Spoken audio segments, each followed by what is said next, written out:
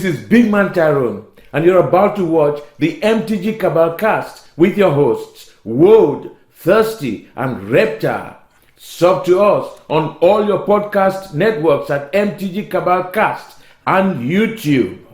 All right. Hey, guys. Welcome to the newest edition of the Cabal Cast. This week, we're doing something a little bit different.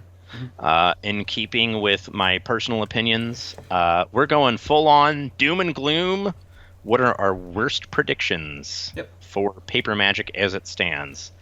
We'd had a plan for the episode, but in light of some events from this weekend, and really the last couple weeks, even back to when Rep and I were at Detroit, got some opinions we wanted to share. So, absolutely. Let's just get started with it. Get right into it. Sure. So we were both at Detroit, staring at each other's booths from probably midday Saturday to Sunday. Because Detroit had less than 700 players at it. This is the weekend of July 14th, 2019. It was M20 sealed release weekend, and there were less than 650 players registered for the event by end of day Friday when we left. Sorry, I say end of day, and that's when face-to-face left. There were still several hours left in the event, and a couple more people registered. The next morning, the judge conference, quote unquote, the pre-event conference, basically, the head judge just kind of gives the judges an idea of how large the event is going to be, what everybody's doing, timings, things like that. He mentioned that this would be a petite Grand Prix, a small event, and we found out a couple rounds later that it was sub 700. And it was rough. Friday, they didn't announce the numbers of side events. There was basically just a singular MCQ that fired in the main event area, which was close to our booth, which is great. But we basically just got to watch what would effectively be the entire Grand Prix happen on Friday in that space. And then there were a handful of other turbo towns and stuff like that. What you can expect. And then we found out Saturday that you could actually min cash without making day 2.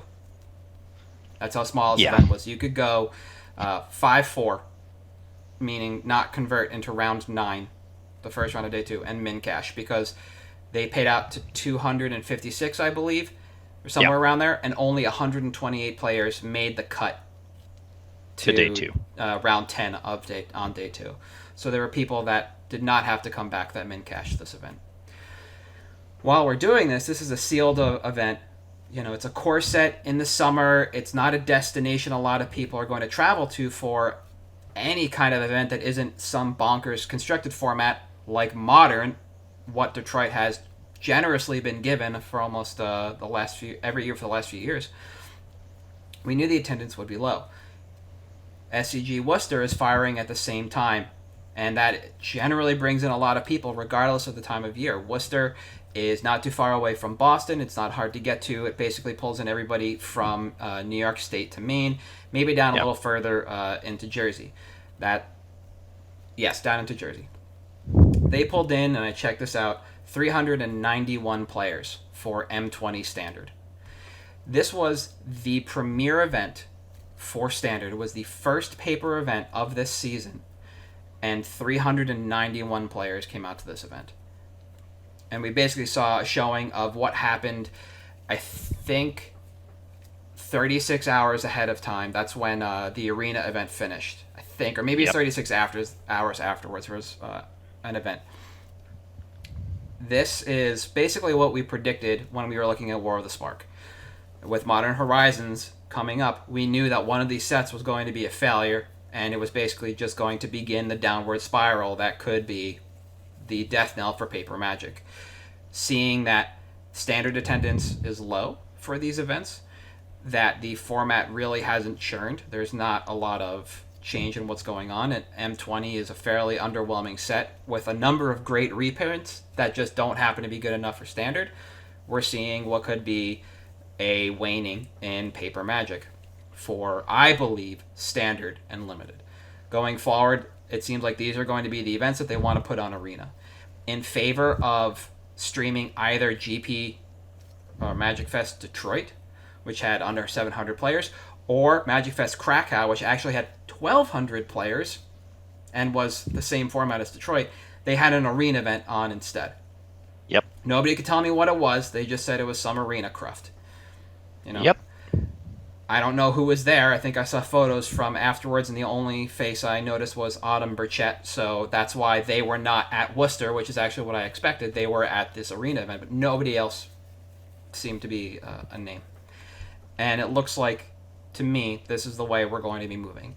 Paper Standard is on its way out, and with it will go the limited formats, save for Mythic Championships. That should be the only time we'll really see either Paper Standard or Paper Limited be played in the future.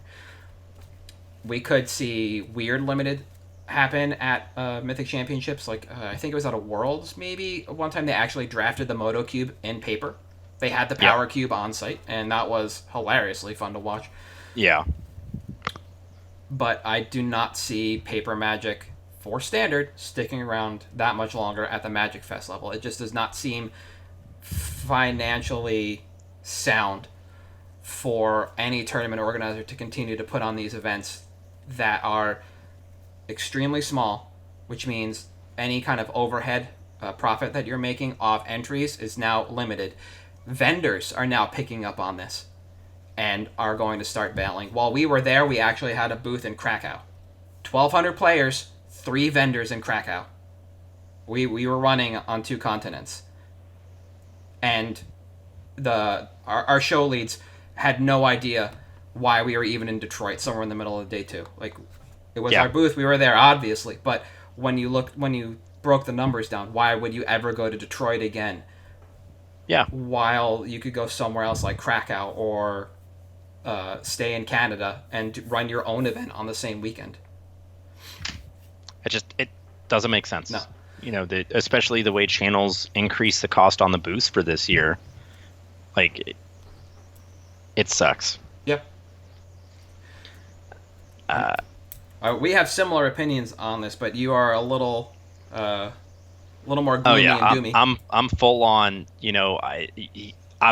I'm to the point where I'm going to start selling supplements and hulking out on air with a bunch of gimmicks. Is how doom and gloom I am about this.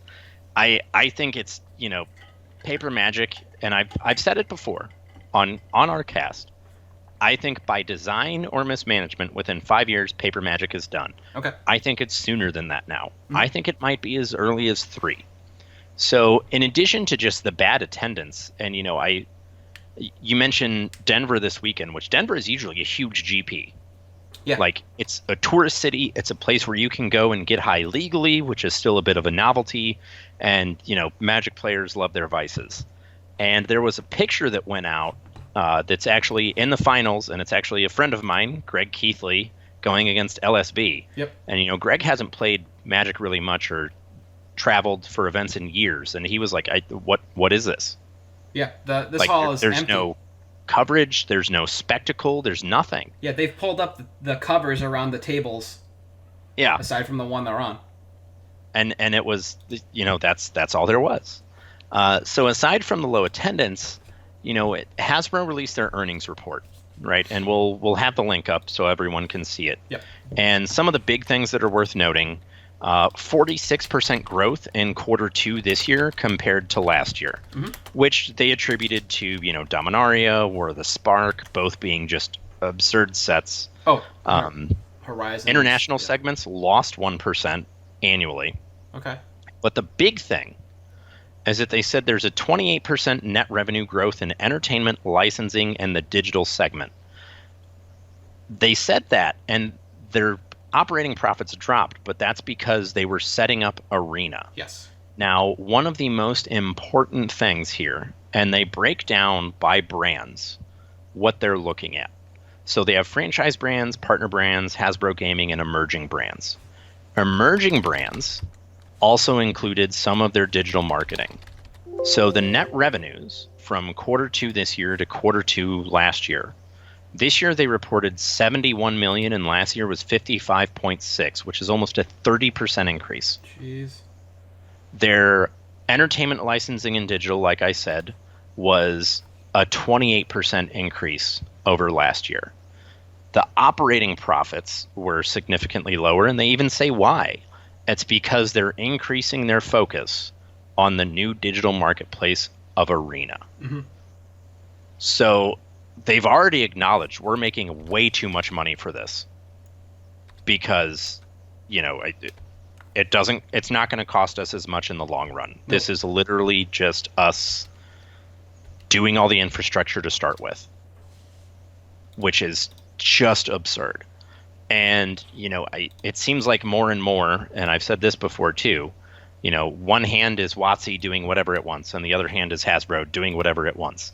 And at this point, I don't think they can continue to ignore that Hasbro doing whatever it wants to do makes them way more money and costs them way less. Yeah, Hasbro also understands the value of the microtransactions. That also happened on our way to Detroit. That patch went out where you could literally lag somebody out of Arena by clicking on the cat that they bought. Yeah. Teach them a lesson about the cat that they bought and lag them out of this game. Yeah. But it wasn't intentional, and they're going to ban a bunch of people. Sure. Yeah, sure. But it's interesting to see this because, we're also getting all of these paper releases, right? Yep. For these new sets.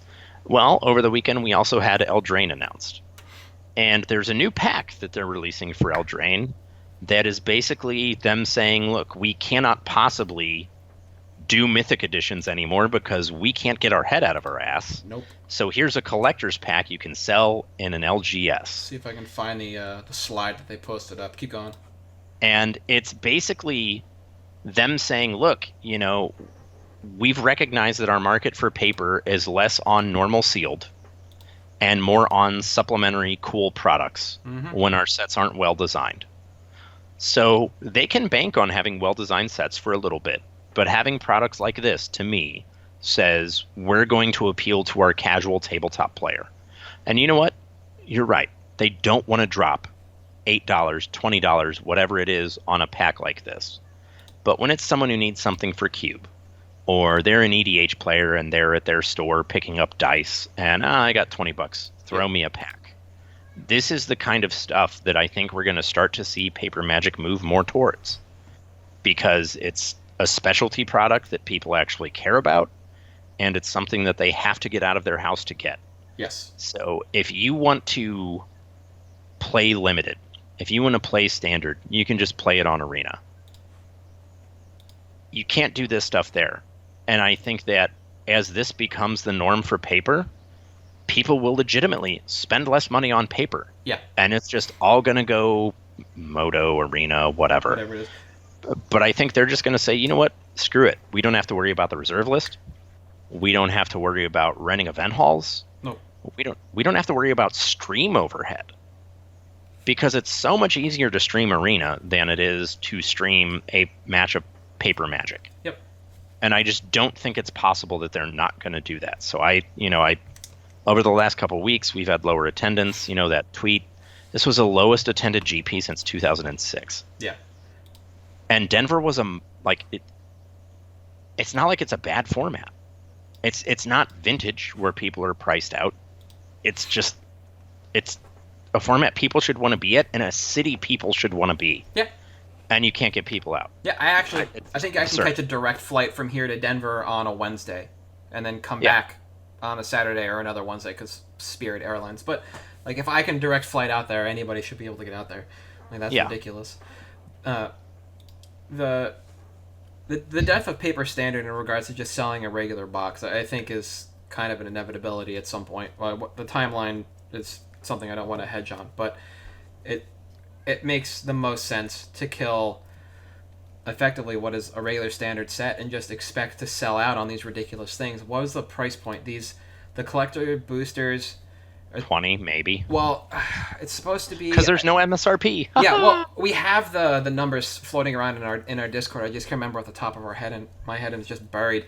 But it's the same cost from distro as a Modern Horizons box, but there's only some number of packs in the teens, I think, and I might be misspoken on that because, like I said, I'm just trying to remember this, but the amount of cruft you get in these packs is ridiculous. And you can look at these as kind of like the Alara block specialty packs where everything's foil. For the collector's boosters, there was also the announcement of the new PPUs, like the F&M packs that are also stocked to the gills that they're already replacing one product with another. Like, they just started giving out the original ones, and they're already replacing them with something else ridiculous. Let's see if I can pull this image. It looks the exact same, but the information inside is different. It makes... It creates this weird predicament. If they start calling paper standard, what happens to the players that actually need to buy cards for older formats that are still played in paper? Let me bring up this promo pack real quick. And this is the PPU pack. This is what we discussed shortly after Gamma. You know, a foil stamped rare or mythic, a foil stamped curated rare or mythic from an older, anywhere else basically in the last 18 months or so. The F&M promo, whatever that is. We saw the full art, not negate, disfigure, and the other cards float around a couple weeks ago. And then the arena promo card, which is effectively something that Pokemon's been doing for years. You get a free online pack. It basically is your hook to go from the paper game to the digital game, you know, and keeps people circling that funnel without ever falling out. But if we see the slow heat death of paper standard, that means less boxes are going to be picked up from distro. That means less packs opened, which oddly plays with the secondary market. Yep. Especially for players who want to play older formats that need those cards. What is it? Basically, every set for the last year or so has had at least one card that falls Karn directly. and Narset come to mind. That's Fatal, insane. Fatal Push and Teferi. Yeah. Like, those are also separated by a couple sets as well. Like, Mystic Forge. Yeah. People are going to need these cards to play older formats, which means there might be an additional tax placed on based on rarity because of the slowdown in paper standard sales for arena product. Yep. Like, as a store owner, I'm going to run whatever my players want. And if my players want constructed, I'll run constructed. But I don't foresee myself selling a lot of standard if this is the way things go, especially because arena is cheaper. And people can just play standard there. And at that point, F&M just becomes a social event. It's also interesting because, you know, we talk about wallet fatigue all the time. And we thought, okay, we're going to get a break. Where, you know, M20 hits, then we have Commander and a break. Yep. Well, then you have $20 packs in the new set. So does wallet fatigue carry over at that point? Do we keep having more of this? Yeah. Are we getting this every set? Is this just a new product that people have to contend with? And it's like, you know, at a certain point, you saturate the market too much and your stuff just doesn't sell. Yeah. Like, shops are going to have to be very careful about what they buy into and how much, because some of this stuff will stick around. This past week, it's been no secret to the people in our Discord, I spent 3 days looking at storefronts, and of the stores that I checked out as competitors, the only one that had both singles and sealed product was sitting on Battle Bond boxes, was sitting on UMA boxes, and was sitting on EMA boxes in a fairly affluent area of New Jersey. Granted, while I was there, he did sell an UMA box for like 20% over market, but that was one of a backstock of I think 6 or 8 on the shelf just for that one set, and he had as many of those other master sets as I mentioned, and then basically everything that was in standard. People just, for whatever reason, aren't buying into all this cruft anymore in a lot of areas, especially when there are stores that just buy as much as they can from distro and let it ride. Yeah. This is not a guy who's buying from other stores in the area or players to restock his shelves because he sold out. These have just been sitting there. Like, that's just the way it is. And knowing that, it doesn't frighten me if I want to open my storefront in that area. It just tells me I have to be very careful about what I pick up. You know? And that creates problems for people, especially when they want to buy it on this random... I don't even know what to call collectors boosters versus promo boosters at this point. Yeah, Alara packs. I'm just going to call them Alara packs forever. Yeah. It's a Pro Tour, it's a Grand Prix, they're Alara packs. Fair enough. And we have a wait and see kind of aspect with this. Like, we know these are going to cost a lot. We know there's probably going to be fewer of these than there are boxes. But if there's just so much product coming out, which are people going to buy into? Yeah. The collector's boosters or a regular box?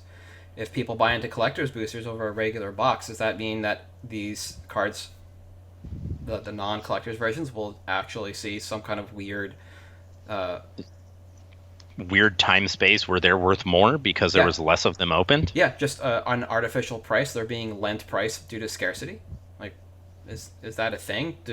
Are vendors like Channel Fireball and Troll and Toad who order like close to 1,000 cases of non-core sets not going to order that many because they need to move into collector's booster boxes to resell those instead, and so worldwide vendors are going to actually hold less of this product?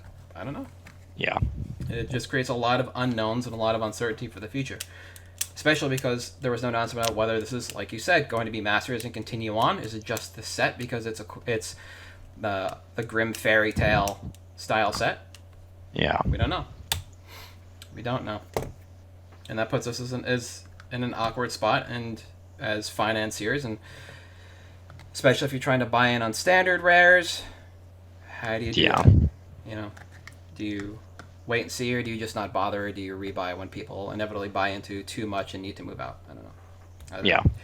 I can't tell you because this is yet again a new paradigm. Every time we think we've settled in, they change it. Yeah. Also, fun fact. So, these Alara packs. They're also giving them to stores to distribute in addition to buy-a-box promos. So we'll have even more of them out there because they've got, say you get 72 buy-a-boxes or whatever, they're giving you some number less of the promo packs, but you get to just throw them out. Yeah. And it doesn't matter. Like, you can just, however you want to distribute them. That's actually really interesting. So they're trying to push this product, I think, and try to get people to do it as, let's get this out here, and you throw enough shit at the wall and some of it's going to stick. Yeah. I don't know. To wind down before I move into picks, I think the safest place to be as a financier is safely in the nook that is EDH. Yeah. I think that is the safest thing. They can't take that format out from underneath the player base and move it entire digitally or stop supporting it because they don't support it in the tournament scene anyway, and almost every game of EDH is played in somebody's home or dorm. It's not played at an LGS at a high percentage. Yeah. That if there's one piece of advice I could give to people moving forward, it is stay in that lane. If you think you can hang out with Legacy, go for it, because again, that's full of stalwarts. And if there are people that play it in your area, by all means, go for it. But EDH is definitely going to be the lane. It's the one format that they just can't kill by stopping support for it at the Magic Fest or FNM level. Yeah, there's no possible way. No, not at all. And that's, we always say, casuals drive the market. Mm-hmm. Casual formats drive the market. EDH is a casual format they can never take away from paper. So it's your best bet. Yep, and it's what you've got. And it falls in line with our picks for 2 weeks ago, last week. I don't know what it's supposed to be. You remember how long it's been? Yeah. It was. I don't remember either. We're so bad at this. It's like a week and change ago. It's all my fault. Like I said, I spent 3 days looking at storefronts and an entire day in like 100-degree crawl space pulling stuff out for sports card collectibles. Like, terrible. Yeah, I know. It was not a great time for me. Yeah. But my pick for the weekend of July 13th that is now rolling forward is Flood of Tears. This is a card from Core 2020. I wasn't sold on it to begin with, and I didn't like the price graph, and I still don't like it that much, as there's a decent amount of separation between average and market. We're looking at a separation of about 30 cents right now. Yeah. But what I do like about it is that this is not a replacement for Cyclonic Rift. There will never be a ban on Cyclonic Rift. This is an alternative to Cyclonic Rift that offers a little more upside than Rift.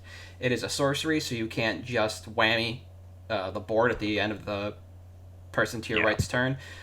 You can use spells or effects to break timing on it, but it's upheaval with upside. Yep, it's going to go in that blue control deck or blue X control deck. There are people who are working on this in standard. I think the Pro Points podcast mentions it. The last one they did, catching up on all the standard events and some of their brews. And this is just going to be a card long term that's going to hold some value. It might sit somewhere around 5 or 6. in a year or so's time. So this is a very long-term hold because this is an in-print core set rare. And this is a card that I have seen demand for already. We had it in our case for, I want to say, $2. Yeah, we had it as well in Detroit. And it took maybe 2 people, 3 people to clear us out of our stock, and we brought at least 12 of every rare that we thought was playable for Core 2020, and then that was it. It was gone. I was looking at this at $1.17 market. That's now dropped down to about $1, a little less. So if you want to pick them up, now would be the time. I think, if I remember correctly, Troll is flooded with, no pun intended, infinite of them. That would be the place to go. That's just going to be my hashtag call out. If, because Mirror prices his standard rares really well. Otherwise, you can try and find somebody on TCG Player that lists 20 plus. Going deep on this card is going to work out for you in the long run. This should be an easy turnaround and an easy sell. And if I think I'm correct, I'm going to just double check this. The people in our Discord got the information early on the pick, and if Card Kingdom's price is the same as yesterday morning, because I'm a degenerate and check every day. Yep. And I have, there's a few people with cubes out here that are seriously considering it in the upheaval slot because it does have upside. Mm-hmm. And, it's, you still build around it, just not as much. Yep. The price that I clocked it at when I gave it as a pick is now the current credit price on CK's buy list. So this card has already picked up to meet the market from 2 weeks ago. So if you can get in at TCG low on the market now, you should be able to arbitrage immediately. And that should give you an idea that in this week and a half, 2 weeks time, this card's already begun to pick up. There's motion on this card, if not for standard, then for EDH. And eventually, like Cyclonic Rift, it took a while for it to climb. It will get there. Yeah, Cyclonic Rift for the longest time was a sub $5 card. Yeah. And then it just overnight went to 10. Mm-hmm. Mm-hmm. So. All right, what do you got for us? So my pick is, in keeping with casuals drive the market, and in keeping with obscure foils that are probably bad picks, but end up working. I mean, Time Vault doesn't come in foil, so. Yeah, Orb of Dreams from Betrayers of Kamigawa. So it's a 3-mana permanent come into play tapped artifact. So first off, it's from Betrayers, which was opened a little bit because of JIT, but not as much because JIT was also in a precon. A rat precon, baby. Whatever. So a couple weeks ago, it had about 40 listings on TCG for the foil, and it's now down to 18. So this type of effect is not something Wizards is ever going to do again because they hate stacks. And you can see that in the fact that they've altered this ability in Blind Obedience. Yes. Where it becomes a very limiting factor. It's, creatures and artifacts? Yeah, and even 3-mana Thalia. Yeah. It's non-basic lands and creatures. And it's a global effect that in EDH is incredibly powerful. It's an affordable foil. On TCG right now, the most expensive one is $15. Yep. And that's of 18 results. Other retailers have a decent supply of 4 to 5 of them total. And I think that this is not through anything suddenly breaking it. It's not like Urza, something like that's going to come out of left field and make this card $1 million. Yeah. I just think that through natural demand, we'll see this reach a $20, $30 foil before too long. Yeah. I mean, you look at some of the weird foils from Kamigawa block that are, worth money that aren't Ninja of the Deep Hours. Yeah. For example, Kami of False Hope is randomly a $5 foil. Some of the Hondens are worth money too. Yeah, the Hondens are $10 each. In foil, yeah. Day of Destiny is a $10 foil, and that's what? It's an Anthem for Legends? Yeah. And this card has a lot more utility for that. And I think there's a lot of upside because, again, it's the type of thing they're not going to easily reprint. No. I mean, I don't even know if they print it in Commander product, non-foil, because the effect is so unfun and against the spirit of the format. Yeah. Whatever. We also know that the Core 20, or not Core, the Commander 2020 themes don't really lend to this. Yeah, It's true. I And forgot what the it's four are, but none of them really speak to a madness, style deck. flashback, stuff like Yeah. that. And it's really interesting because you talk about how they've changed this effect. And I was at a vintage event this weekend, and Lavinia was everywhere. Lavinia is the type of thing that a few years ago they would have, ham-fisted something besides, your opponents can do this. Mhm. That's it. They don't produce global effects like this anymore. And that's where I think the opportunity for this card to grow is. Yeah. Because, whenever an opponent casts a spell, well, it used to be you. Instead of each opponent can't do it, it used to be you. And it's the type of thing that I just don't think they'll revisit. It's just not in their design space anymore. Yeah. And there will always be even a small amount of demand for this because there are people who want to play stacks. And stacks can exist in a number of colors. You can go with a mono blue style stacks. You can go with mono white and getting people out, black white, whatever you want to do. You can basically apply this effect anywhere you want, and you can also get out from underneath it yourself with cards like Amulet of Vigor, where you can basically your lands can at least ETB untapped. And I have to look it up, but if you were able to tap this to opposition, like with Static Orb, you might be able to get out from underneath it? No. Oh, no. It is always active. It is it? Okay. Yeah. So it's even more restrictive than Winter Orb. Okay. But yeah, you can. There are ways for you to get out from or live. Yeah, there's definitely like Amulet of Vigor, for example, is one. There's a couple of I started paying attention to the card because Yarok got spoiled. Okay. Yeah. And Allure Index with Yarok are something I would love to try. So that's what I did. Mm-hmm. And I noticed that cards like this, there's an easy way to abuse the synergy where you can have like Sakura Tribe Scout to put an extra land into play on your turn and Amulet to have it come into play untapped. Yep. No, it's nice, and I think this represents a part of the market that not a lot of people pay attention to because people don't go digging for stuff like this. They look for known quantity.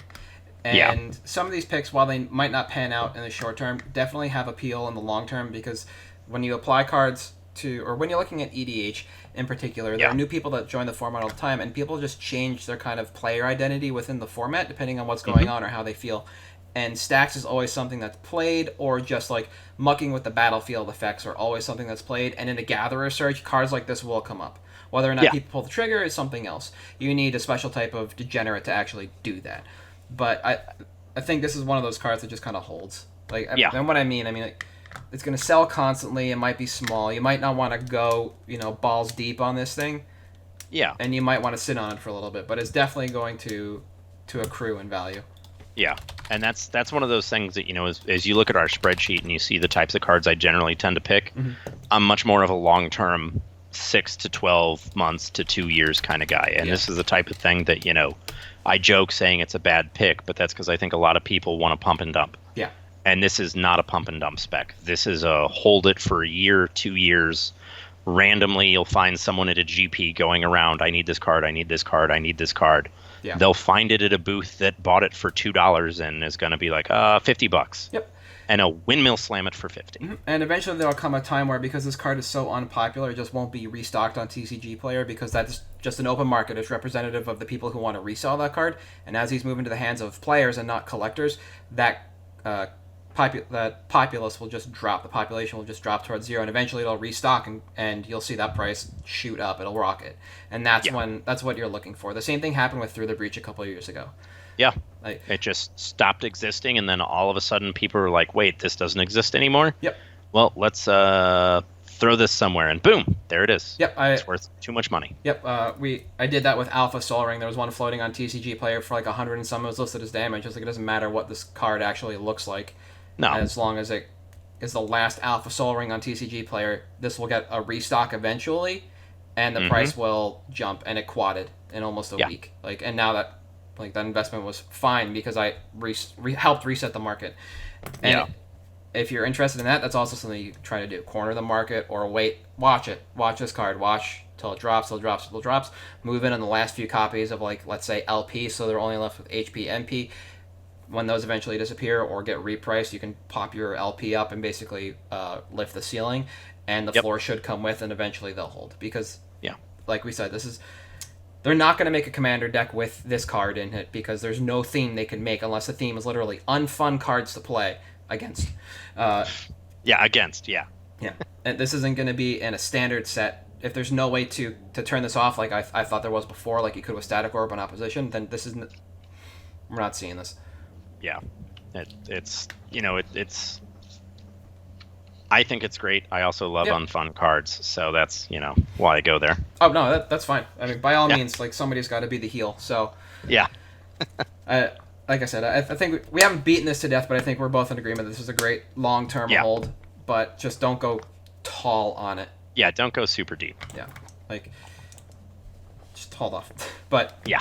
move in if you like it. Otherwise, if you didn't even know this card exists, now you do. You can be that guy in your EDH group. Enjoy yourself. Yeah. Pull it out in a game and watch your friends start to hate you. Oh, yeah. It'll be great. But that's all I've got to really talk about today. If you're good, I think we can sign off. Yeah. If anyone's coming to Gen Con, swing by the Miniature Market that's right, booth. you'll be I'll be there. there all weekend. Yep. That's in 2 weeks, I guess. So after our next episode goes live. Okay. What weekend is Gen Con? The best 4 games in gaming?